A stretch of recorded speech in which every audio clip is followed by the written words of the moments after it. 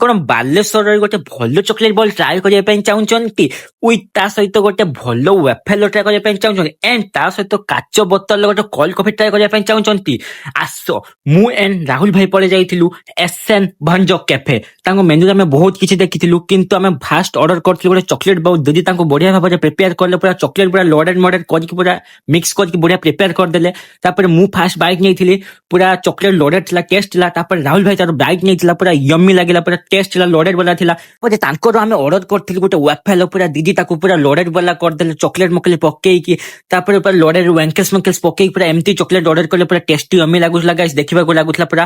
ତାପରେ ମୁଁ ତାର ଫାଷ୍ଟ ବାଇକ୍ ନେଇଥିଲି ପୁରା ପୁରା ପାଟିରେ ନେଇଥିଲି ପୁରା ୟମ୍ମି ଲାଗିଲା ପୁରା ଚକୋଲେଟ ପୁରା ପାଟିରେ ପୁରା ମେଲ୍ଟ ହେଇଯାଉଥିଲା ପୁରା ୟମ୍ମି ଥିଲା।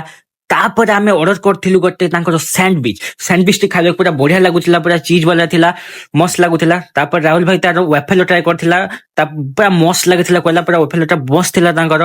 ତାପରେ ମୁଁ ଗୋଟେ ପିଇଥିଲି କାଚ ବୋତଲରେ କୋଲ୍ଡ କଫି ଯାହାର ଟେଷ୍ଟ ଥିଲା ୟମ୍ମି ଥିଲା। ତାପରେ ଲାଷ୍ଟରେ ଆମେ ଅର୍ଡର କରିଥିଲୁ ଫ୍ରେଞ୍ଚ ଫ୍ରାଇସ୍ ପୁରା ସଲ୍ଟି ବାଲା ଫ୍ରେଞ୍ଚ ଫ୍ରାଇସ୍ ଥିଲା।